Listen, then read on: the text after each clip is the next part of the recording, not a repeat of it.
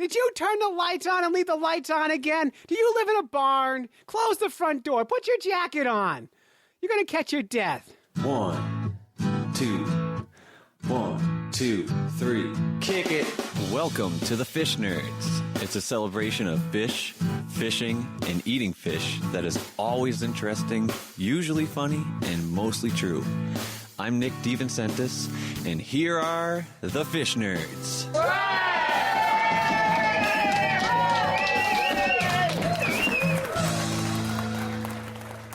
I'm Dave.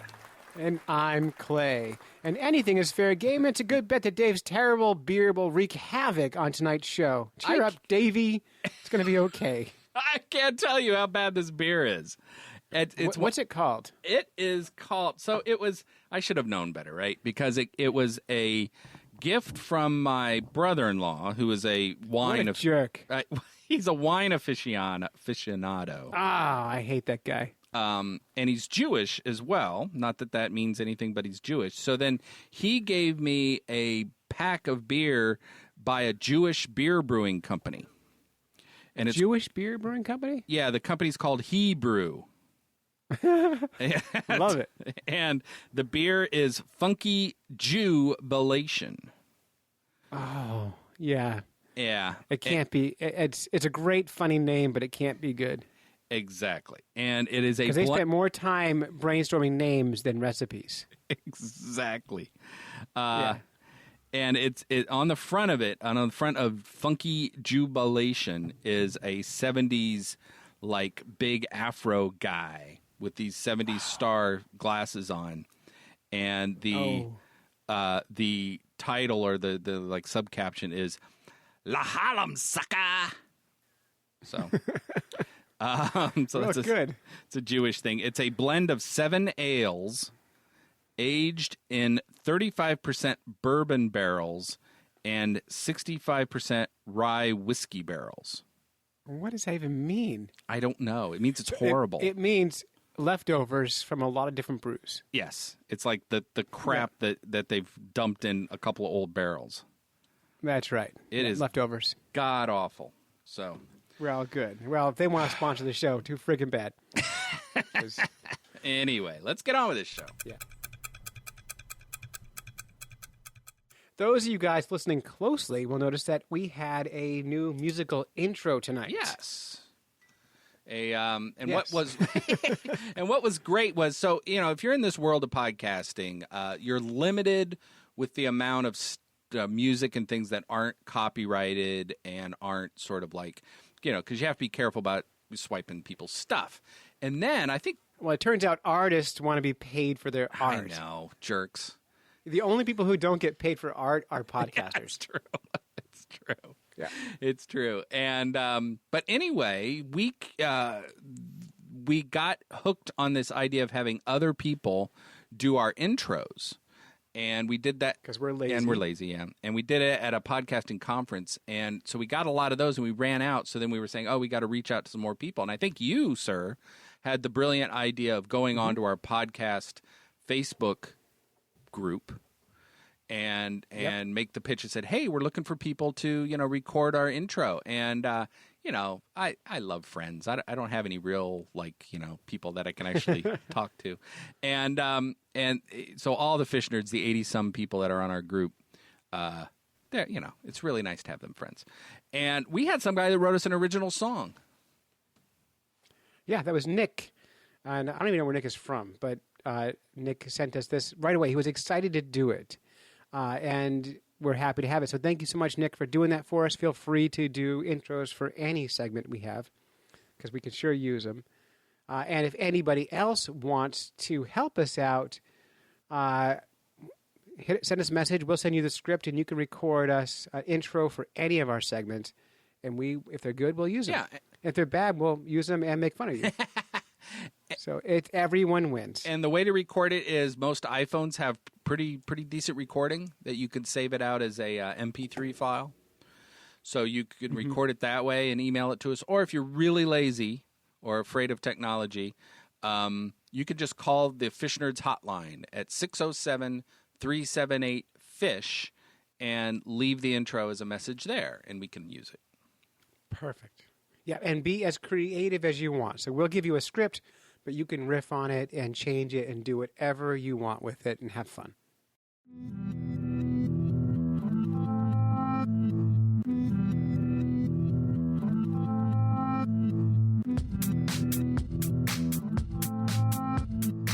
Oh, we are excited because this person is actually a name brand person that's been showing up in the news a whole bunch. We have Jack Danos on the line, an inventor of the fish call. Jack, how are you? I'm good. That's awesome. So the fish call, can you give us a little history about how you came up with this concept?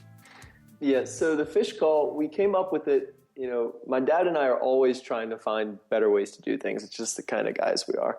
And, you know, we always fish with lures that make sound, whether it's popping corks, rattle traps, topwater baits with rattles in them. Everything that we fish with makes sound.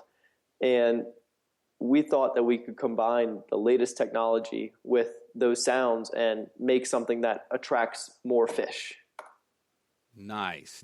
Now, what sound did you test sounds, or how did you arrive at the sound that you ended up with? Yeah, we've gone through a lot of different sounds, going out fishing, and we've come to a sound that works the best. You know, we're still working on more.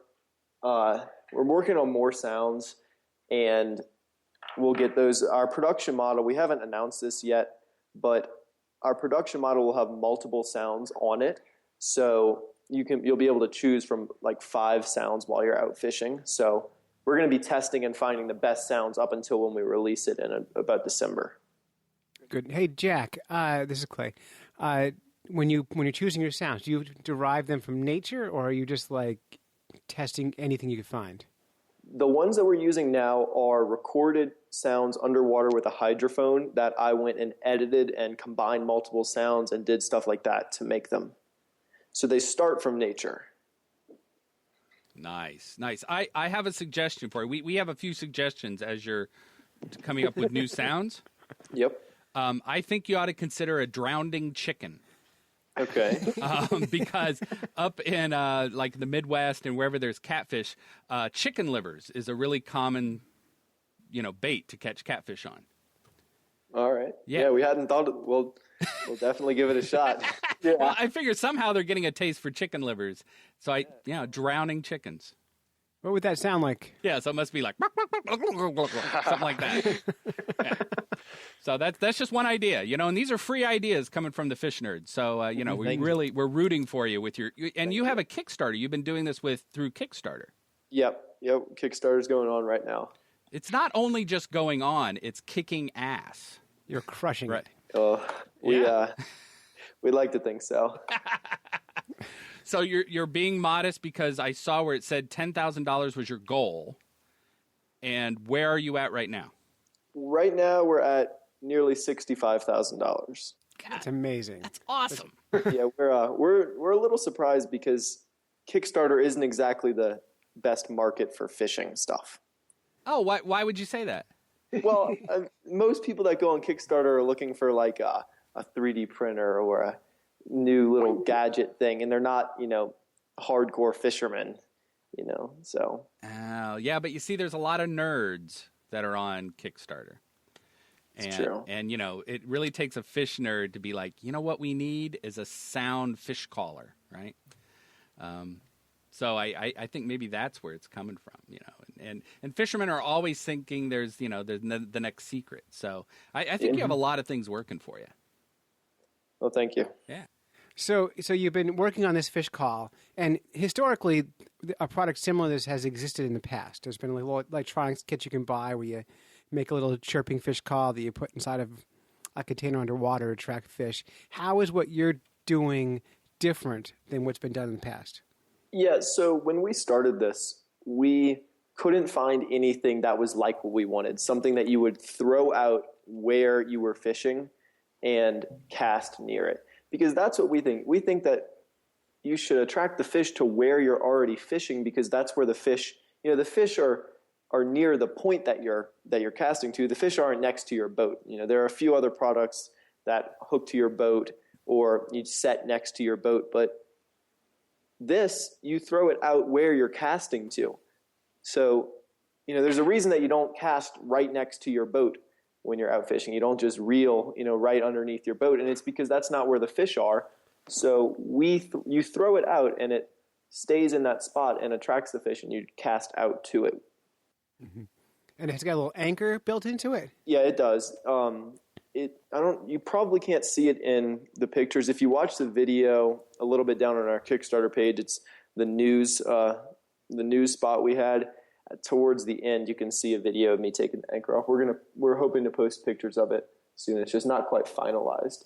But yeah, so the anchor's, it snaps onto it, and then you just snap it off and unspool it and toss it out. Mm-hmm. And have you tested this in both fresh and salt water, and have you thought about it for ice fishing? Well, yeah, we have tested it in both fresh and salt water. The reason we're not promoting fresh water as much is because we don't have any good video of it. We have this thing where whenever we catch the fish, we're not actually videoing, or or we'll end up, hitting the record button and hitting the stop button and it starts recording, something like that. Ice fishing, we have thought about it. We've never tried it ice fishing, but it's definitely a possibility. Well, you think about with ice fishing is it's a lot of more effort to get to where you're fishing, right? You got to get out in the ice, you drill a hole, you're limited to how much movement you can do. So the idea of a device you can drop in the ice to attract fish to where you're fishing would be remarkable if it works. So if you want to come to New Hampshire this winter, we'll take you. Never been ice fishing, so that's why I can't really say whether or not I don't know anything about it really. It's just like fishing, only colder. Jack, I have another sound idea for you. All right. All right. So, have you ever heard of people catching catfish and stuff with hot dogs?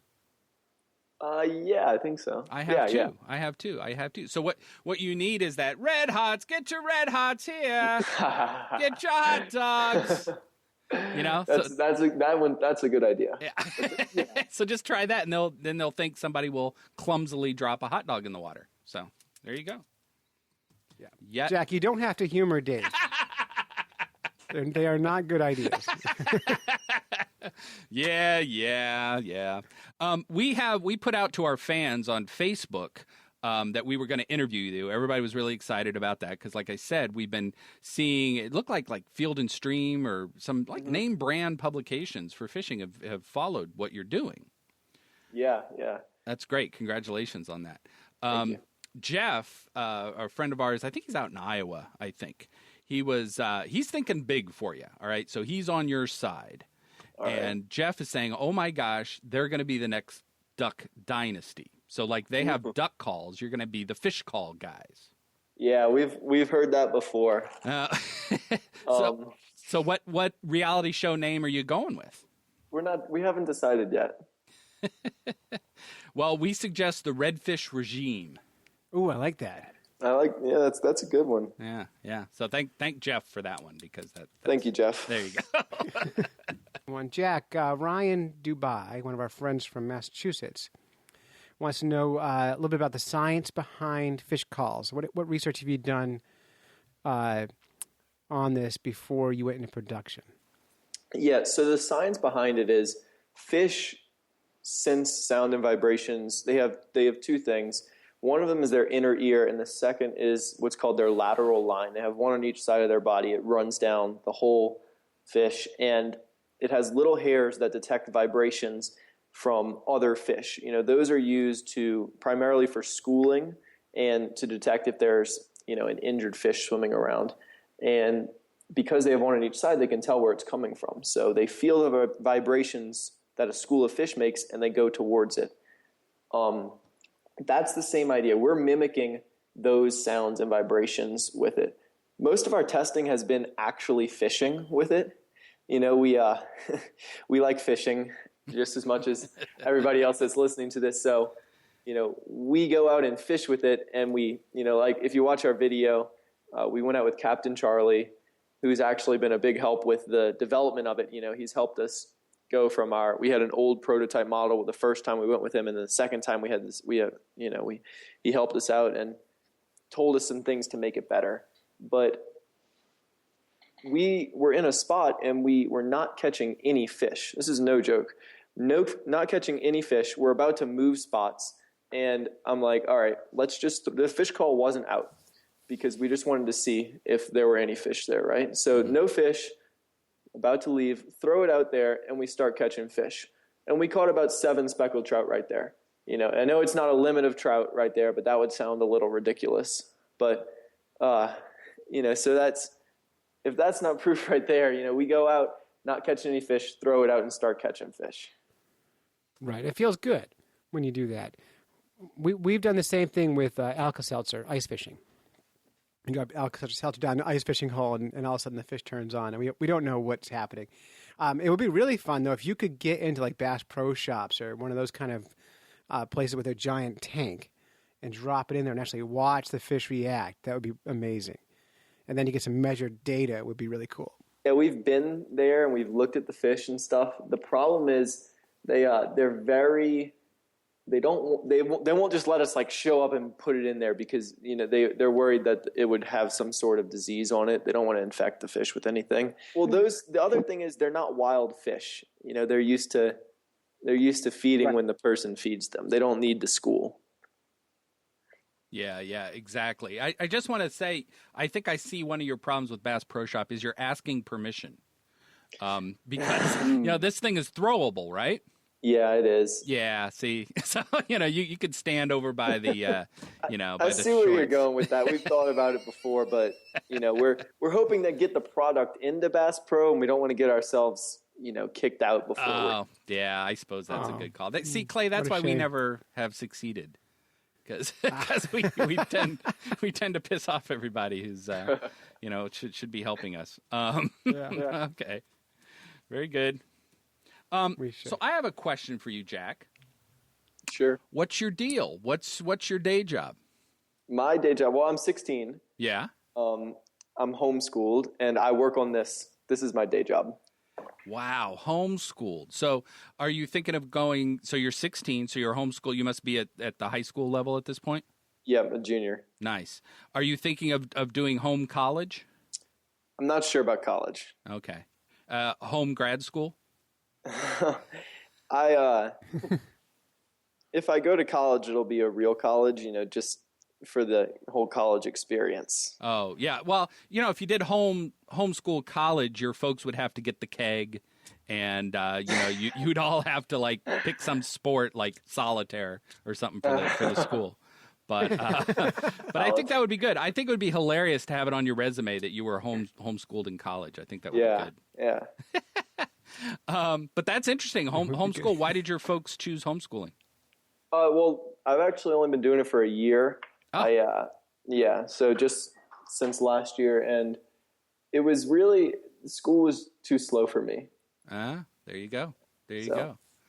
And then you were like, well, let's do this, and I honestly, all joking aside, I can't think of a better education than doing what you're doing, taking an idea, using the technology available to our evolving generations and having success. So, good on you for doing this.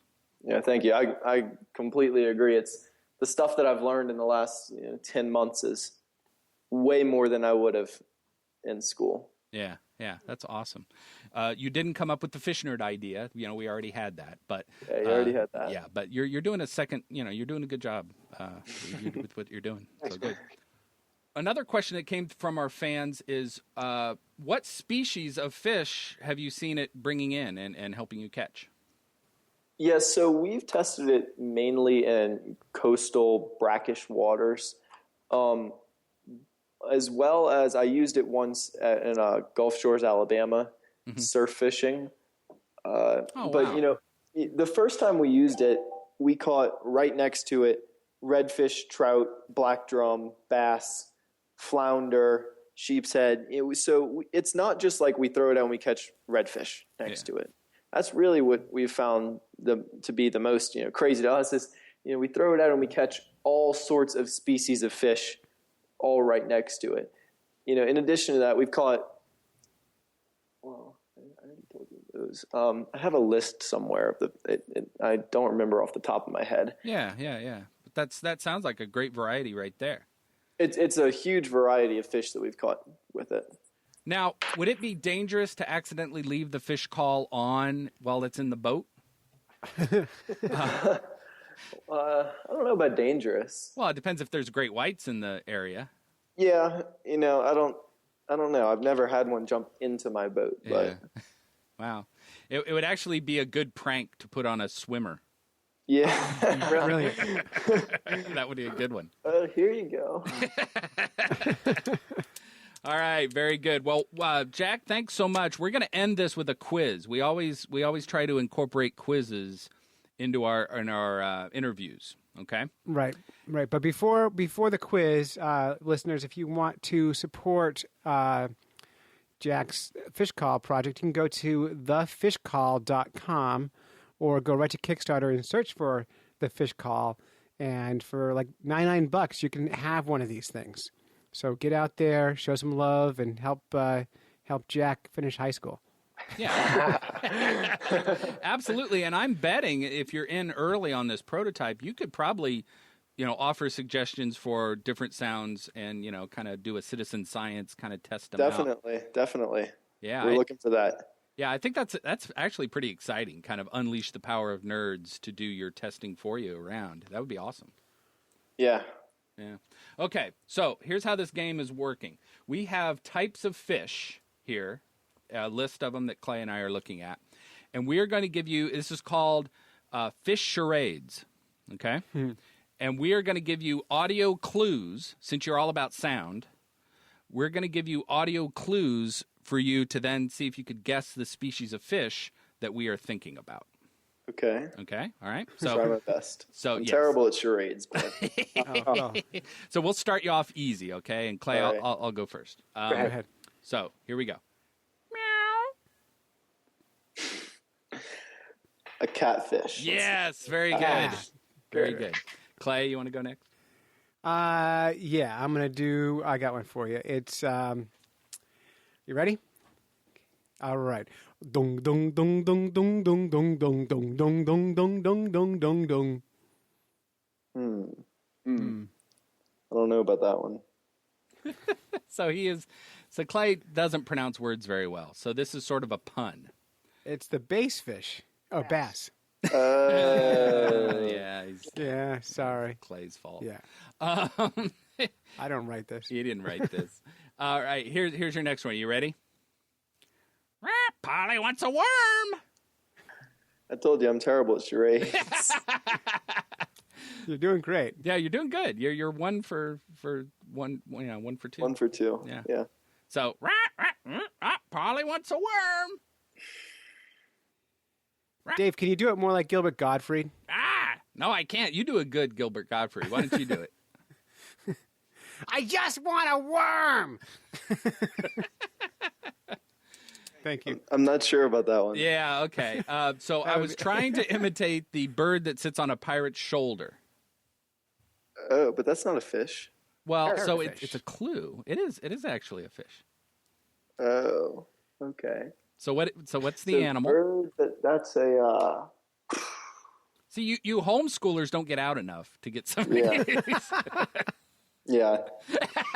Yeah. Yeah. So a parrotfish is what I was going for. Oh. Yeah. Got it. Yeah. I thought about that, but then I thought I was wrong. So. No, you got to go with it. I mean, you've already went with it with this fish call thing, right? And So you got to trust yourself, man. All right. Trust yourself. Clay, right. you want to try one? Yeah, I got one. This one is going to hit close to home. Did you turn the lights on and leave the lights on again? Do you live in a barn? Close the front door. Put your jacket on. You're going to catch your death. Thank you. So it sounded like I'm going to play along too because I have no idea what he just did. It sounded like you did a mom fish, but it's not a mom fish, is it? No, but think older and more spousal. There's probably no way you would know this fish. So the spouse of a man typically is a what? A girl. A girl, right? Or a wife, right? Wife. Yeah, very good. So there's a fish actually called an old wife. So that's what he's doing. Oh, I didn't know that. Yeah, some of these fish, I'm not going to try to do a monkey face prickleback. Come on. Okay. Good, because I haven't heard of that one either. Yeah, monkey face prickleback. That's quite a fish. But all right, so let's try to end with one more that you got a good shot at, because it's going to be the kind of fish that you would see in your area. Okay, you ready? All right.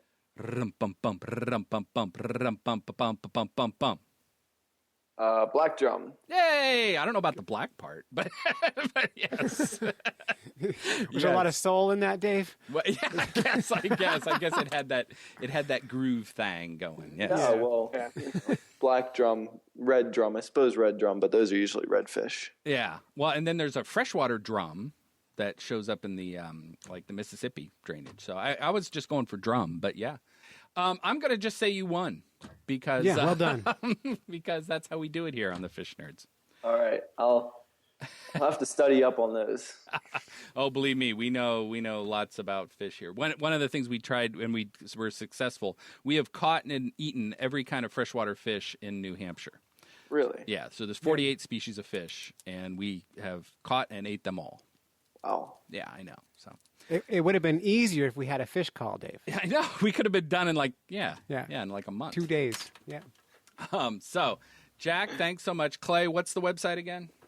You can go to thefishcall.com, and of course you can find them on the Twitter. What's your Twitter handle? At Team Fish Call. We just started following them today, in fact. And you guys are on Facebook too? Yep, that's The Fish Call on Facebook. The Fish Call on Facebook. So get them out there, support these small businesses, give Jack $100, and he'll give you something really cool. Yeah, that's awesome. And Jack, are you going to have a prom this year? I don't think, not this year. Yeah. Maybe next year. Yeah. I like the idea of a homeschool prom too. Yeah, it would be a little lonely. All right, excellent. Thanks a lot, Jack.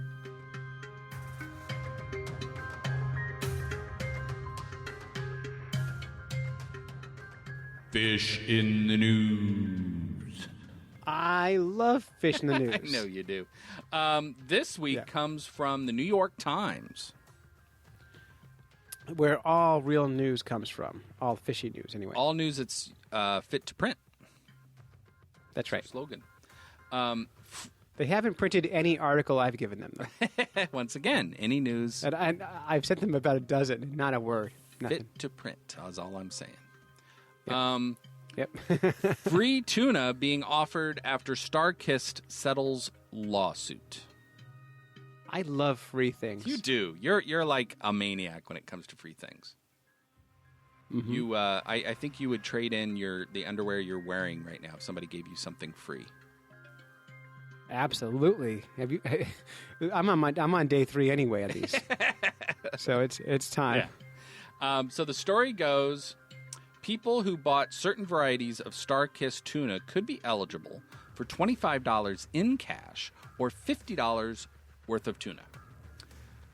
Yes. Because they had a settlement of a class action lawsuit. StarKist was accused of underfilling its 5-ounce tuna cans.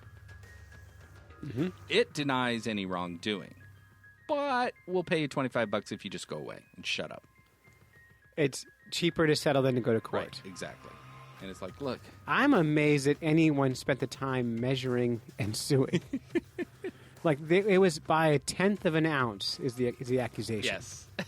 So that means some OCD person bought tuna, opened the can, looked at it, and went, "Wait a minute,"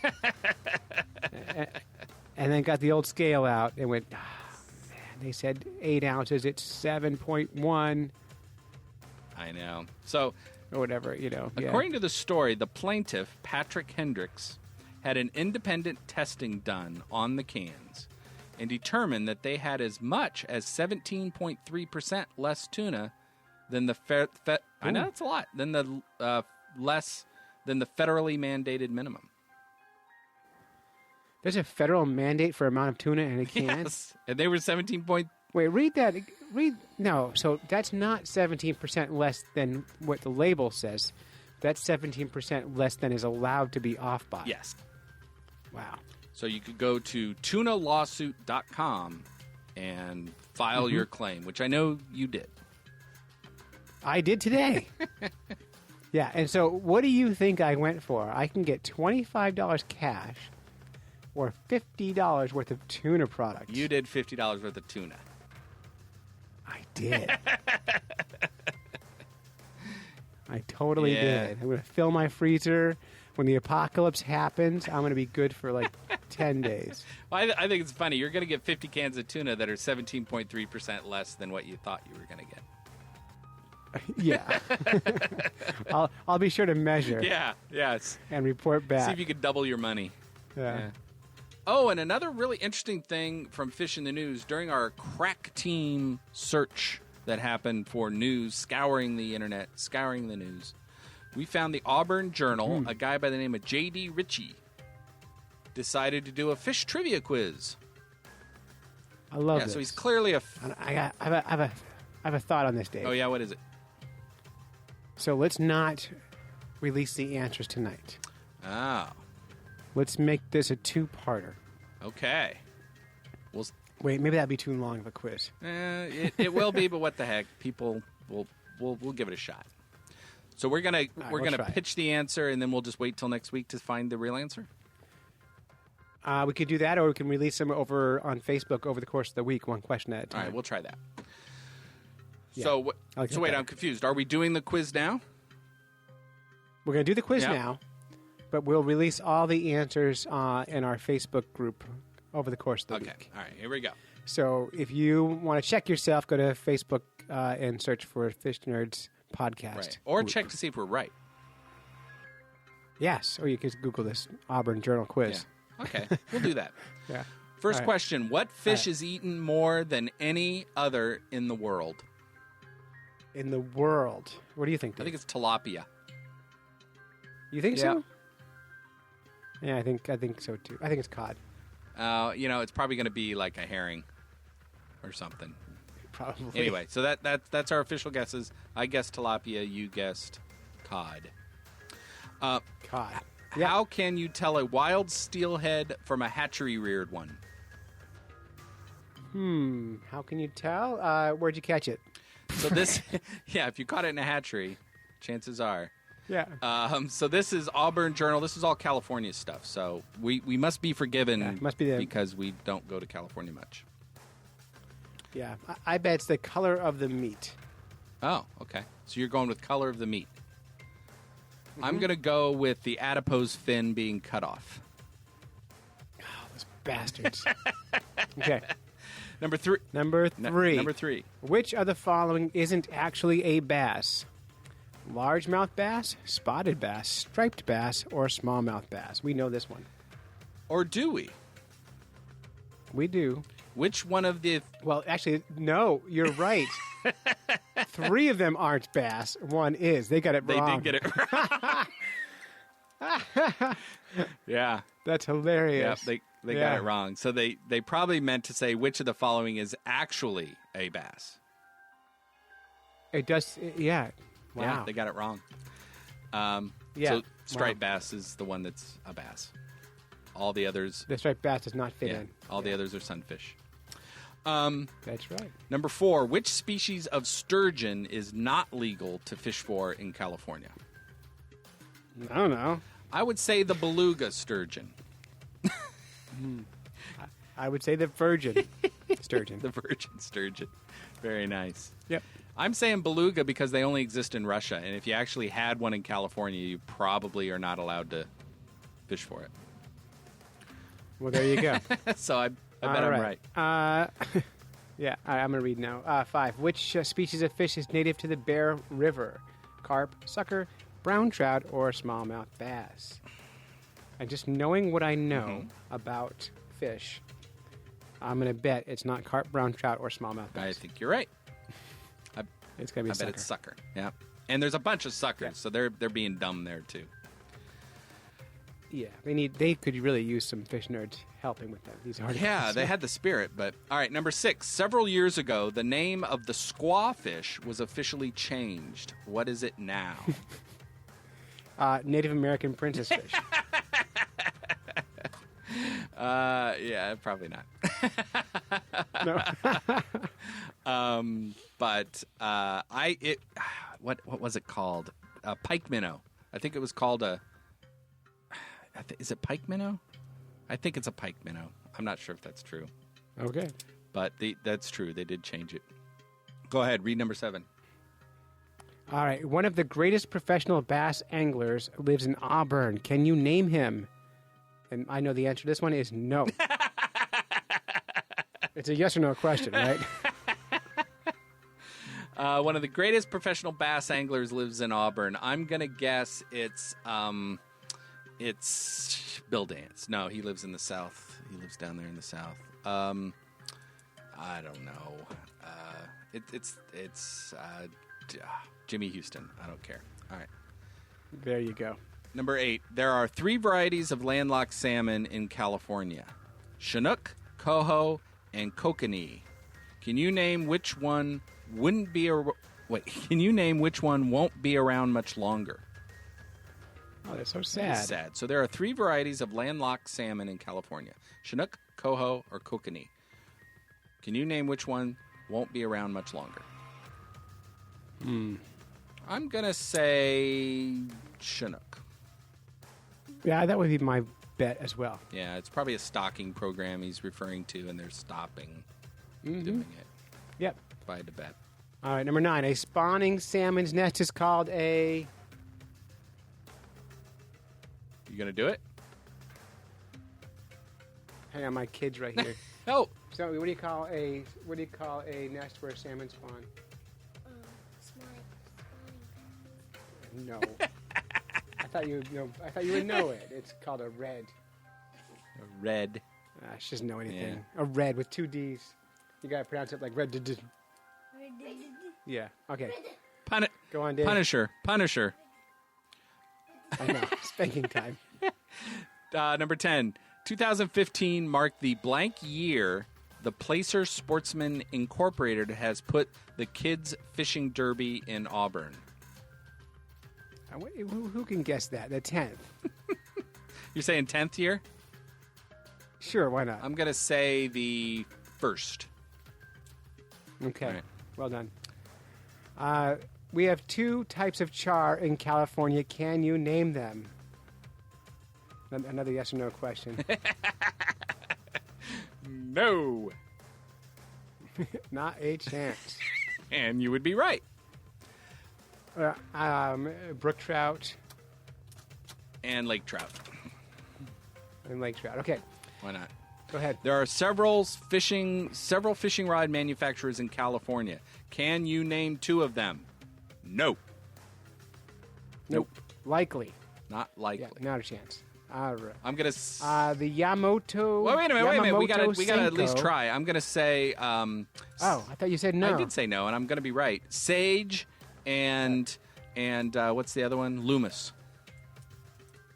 All right, I believe you. Okay. I have no guess on that Okay. one. Number 13. The Yamamoto Senko is one of the most popular bass lures on the planet. Cast it out, let it sink, and hold on. Do you know what the plastic is impregnated with to make it sink so well? Oh, that's interesting. Yeah. I Well, if it's impregnated, I would say the spawn of Satan. I'm gonna go with that too, because how could that not be true? Okay. And from now Good. on, we will always refer to that as being the facts. Number 14, New Exquire Dam, I don't know, creates which popular foothill reservoir? I'm going to call it the New Exquire Reservoir. The dam pond. Dam Pond. Okay. Yeah. Next one. This is the last one before the bonus. Which of the following is not native to California? Rainbow trout, brown trout, golden trout, or cutthroat? Lame. Softball question. Mm-hmm. Brown trout, not native. Brown trout. Me. Bonus question. The tail of a fish. Bonus. The tail of a fish is called the blank fin. And that is so easy, I don't want to say I'm not it. even going to dignify that with an answer. Let me see. Hang on, Zoe. What's the fin, the tail fin of a fish called? This is my 8-year-old. No. Tail. Punisher. I know. Spanking time. Okay. Spanking time. All right. Well, we won't answer those, but these will all appear on our Facebook over the course of the next week or so. And you can do your best to answer them. And we can also contact J.D. Ritchie at the Auburn Journal and correct him for his errors. Yes. For shame. For shame, J.D. Ritchie. For shame. For shame.